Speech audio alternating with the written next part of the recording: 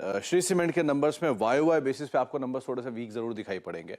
चाहे मुनाफे फ्रंट पे 15% का डिक्लाइन कह लें, रेवेन्यू फ्लैट टू पॉजिटिव 17% की बढ़त, 4,785 करोड़ रुपए का रेवेन्यू का नंबर।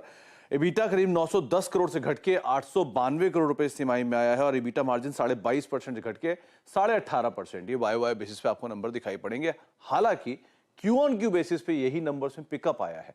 वाई बेसिस पे वीक है, क्यू ऑन क्यू बेसिस में नंबर्स के अंदर पिकअप है। तो श्री सीमेंट में आप मिक्स साइड पे नंबर्स रख के चलिएगा कि अगर steep on a face of it numbers weak दिख रहे हैं, लेकिन क्यू ऑन क्यू नंबर्स के अंदर एक अच्छा पिकअप आता हुआ दिखाई पड़ा है। इंडिया बुल्स हाउसिंग यहाँ पर नंबर्स 306 करोड़ से घटकर ये इनकी रेट वो भी है 26, एक इक्वल वेट रेटिंग और एक होल्ड रेटिंग है 21,000 के टारगेट्स के लिए। इंडिया बुल्स के केस में 306 करोड़ से घटकर मुनाफा 262 करोड़ रुपए आया है और एनआईआई करीब 646 करोड़ से बढ़कर 733 करोड़ रुपए इस तिमाही में आता हुआ दिखाई पड़ा है। लेकिन इंडिया बुल्स को आज बैन में है, तो उस लिहाज से भी आप नजर रखें। प्रॉफिटेबिलिटी इनकी वीक साइड पे आते हुए दिखाई पड़ी है। क्रॉस एनपीए स्लाइटली घटे हैं, नेट एनपीए भी स्लाइटली घटे हैं इस तिमाही के अंदर सीक्वेंशियल बेसिस के अंदर, लेकिन वाई बेसिस पे प्रॉफिटेबिलिटी में एक डिप देखने को मिला है। एयूएम 4% की बढ़त, 75,000 करोड़ रुपए के आसपास के एयूएम का नंबर कंपनी ने इस तिमाही के अंदर पोस्ट किया है। हाउस व्यूज भी आए हैं इसके ऊपर, लेकिन जो नंबर्स हैं वो more less flat to negative side पर वाई बेसिस पे सीक्वेंशियली थोड़ा एसेट क्वालिटी में एक डिक्लाइन है, तो वो एक पॉजिटिव साइड पर आप मान के चल सकते हैं। इंडिया बुल्स हाउसिंग फाइनेंस ध्यान रखिएगा, लेकिन एफएनओ कर्व में आज से शुमार हो गया है, या आज के लिए शुमार है। अब देखते हैं Shri cements. Gaurang sir, cements पे आप पैनी नजर रखते हो, ये श्रीवीरी रडार पे या सबसे प्रिफर्ड? अगर श्री रडार पे नहीं तो उस पर चर्चा करने को फायदा नहीं है, या पसंद नहीं आ रहा तो क्या फायदा, क्योंकि ये ट्रेडर्स का तो स्टॉक है नहीं लार्जली टिकट साइज के लिए आज से। सीमेंट रडार पे है क्या? सीमेंट में खरीदारी कर रहे हो, खरीद रहे हो तो क्या खरीद रहे हो? जी बिल्कुल आशीष, और मेरे ख्याल से पिछले हफ्ते हमने रैमको सीमेंट का शायद जिक्र किया था जब हम आपसे जुड़े थे। यस। और कुल मिलाकर के 7-8 कंपनी हमारी बुनियादी तर्क के आधार पर खरीदारी की राय है। पहले तो दिग्गज कंपनियां एसीसी, अल्ट्राटेक, अंबुजा और ग्रासिम। मझौली कंपनियों में अभी जिक्र हो रहा था, हमारे मित्र सुमित बात कर रहे थे श्री सीमेंट को लेकर के, वो हमें पसंद आती है। दालमिया भारत, रैमको सीमेंट और जेके लक्ष्मी सीमेंट, तो ये 4 कंपनियां हैं। और कमूमन हर बारिश के मौसम में अनुमान लगाया जाता है कि सीमेंट के बोरियों का जो खपत होता है वो कम होता है, लेकिन पिछले 2 वर्षों से अगर आप जो आंकड़े हैं वो देखें तो वो निरंतर ऊपर जा रहा है बारिश के मौसम में, जब हम तुलना करें बारिश के मौसम की साल दर साल। और हमें इस बार भी ऐसा ही लग रहा है कि इस बार भी मेरे ख्याल से एक नया इतिहास बनेगा, क्योंकि लोगों को लगता है कि निर्माण कार्य थोड़ी धीमी गति पर होता है, लेकिन हमें ऐसा नहीं लग रहा है। ये है preferred picks. Ramco cement last week बोला था, याद आ रहा है मुझे। एक बार जरा रैमको की महीने भर की चार्ट उठाइएगा। रैमको सीमेंट लिटरली मेरे ख्याल से बहुत अच्छे मूव्स एंजॉय कर रहे हैं। तो गौरांग सर, वो तो बढ़िया फंडामेंटल कॉल था, लेकिन ताबड़तोड़ तेजी दे गया है। जी हाँ बिल्कुल आशीष, और ये मेरे ख्याल से आंकड़े आए थे उसके बाद हमने पिछले मंगलवार को बात की थी रैमको सीमेंट के बारे में, अगर मेरी याददाश्त सही है तो, या बुधवार को बात की होगी। जो स्तर पर है वहां पर नई निवेश की तो मैं राय नहीं दूंगा, क्योंकि लक्ष्य काफी करीब आ गए पिछले 2 हफ्ते की तेजी के बाद, 2 हफ्ते की तेजी के बाद।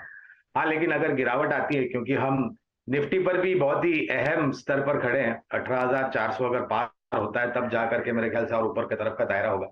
उसके पहले अगर मुनाफा वसूली आती है तो गिरावट पर रैमको सीमेंट जोड़ सकते हैं, अन्यथा जेके लक्ष्मी सीमेंट और दालमिया भारत, ये 2 और मझौली सीमेंट कंपनियों का विकल्प है। ठीक है, ये हो गया।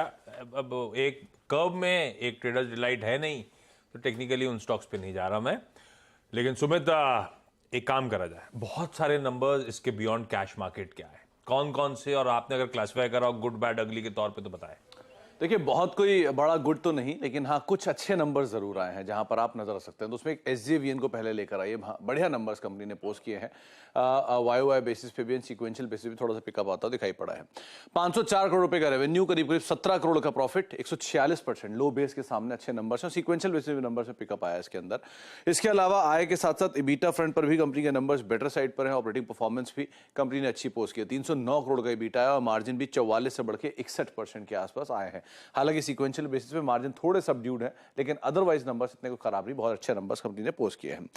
इसके अलावा कुछ और नंबर्स जहां पर बेटर साइड पर नंबर्स में EIH, जहां पर मुनाफा 14 करोड़ से बढ़ के 84 करोड़ है YOY बेसिस पर, आय 301 से 637, इबीटा 19 करोड़ से बढ़ के 204 करोड़ और मार्जिन 6% से बढ़ के सीधे 32% आए हैं। हालांकि सीक्वेंशियल बेसिस पे यहां पर भी नंबर्स थोड़े सबड्यूड है, लेकिन YOY बेसिस पे लो बेस का भी एक बढ़िया इफेक्ट यहां पर आता हुआ दिखाई पड़ा है। इसके अलावा कुछ और नंबर जहां पर अब मिले जुले या YOY या वीक साइड पर या क्यू साइड पर रख लीजिए, तो उसमें कैमलिन फाइन साइंसेज, इनके वीक YOY Q-on-Q बेसिस पे नंबर्स आते हुए दिखाई पड़े हैं। मुनाफा 15 करोड़ से घट के 9 करोड़, आय 390 करोड़ से बढ़कर 424 या 426 करोड़। हालांकि इबीटा भी बड़ा है YOY बेसिस पे, लेकिन एक एक्सेप्शनल है जिसका एक इंपैक्ट यहां पर आता हुआ दिखाई पड़ा था नंबर्स में, इसलिए थोड़ा सबड्यूड आप मान के चल सकते हो। बोरोसिल 34 करोड़ से घटकर 22 करोड़, आय 220 करोड़ से बढ़कर 260 करोड़, इबीटा 40 करोड़ से करीब 40 करोड़ और मार्जिन 18% से घट के 15%। मिक्स साइड पे नंबर्स भी हैं YOY और सीक्वेंशियल बेसिस पे इन नंबर्स के ऊपर भी आप नजर रखेंगे।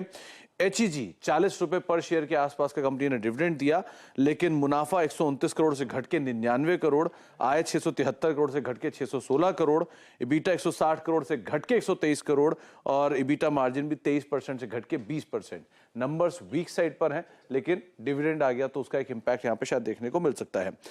गरवारे टेक्निकल YOY बेसिस पे नंबर्स बेटर, करीब 53 करोड़ से बढ़ के 60 करोड़, आय मुनाफे फ्रंट पे आय 356 करोड़ से 370 करोड़, इबीटा 73 करोड़ से बढ़कर सीधे सीधे 80 करोड़ और इबीटा मार्जिन 20% से बढ़ के करीब 22% के आसपास आते हुए दिखाई पड़े। YOY साइड पे नंबर थोड़े से बेटर साइड पे आप काउंट करेंगे।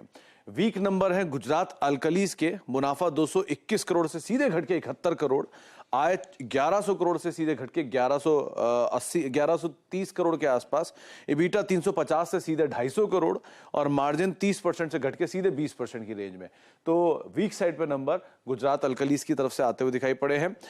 इसके अलावा PB फिनटेक नंबर्स थोड़े बेटर साइड पे आप काउंट करेंगे। घाटा 219 करोड़ से घटकर 9 करोड़ रुपए और आय 540 करोड़ से बढ़कर 860 करोड़ रुपए। तो नंबर पिकअप हुए हैं YOY बेसिस पर, इस लिहाज से आप इनके ऊपर नजर रखेंगे।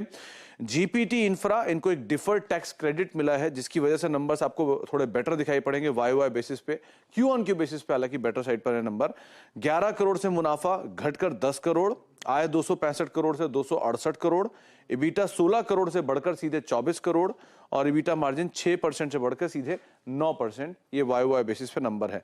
कैमलिन फाइन साइंसेज, ये लास्ट कुछ नंबर्स में से एक नंबर है। इनके मुनाफे में करीब 13 करोड़ से घटकर 3 करोड़ का आंकड़ा आया है, आय 390 करोड़ से 427 करोड़ हुई है, इबीटा 24 करोड़ से 44 करोड़ आया है और इबीटा मार्जिन 6% से बढ़कर 10% है। हालांकि यहां पर भी एक्सेप्शनल आइटम इस क्वार्टर के नंबर्स के अंदर आपको दिखाई पड़ेगा। और आखिरी नंबर है सनसेरा इंजीनियरिंग का, एक ब्रोकरेज हाउस की रिपोर्ट भी यहां पे आई है। हालांकि नंबर YOY बेसिस पे वीक है, Q-on-Q बेटर है।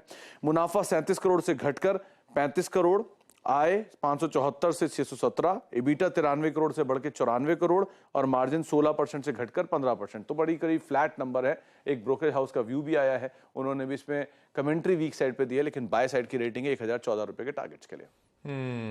ये है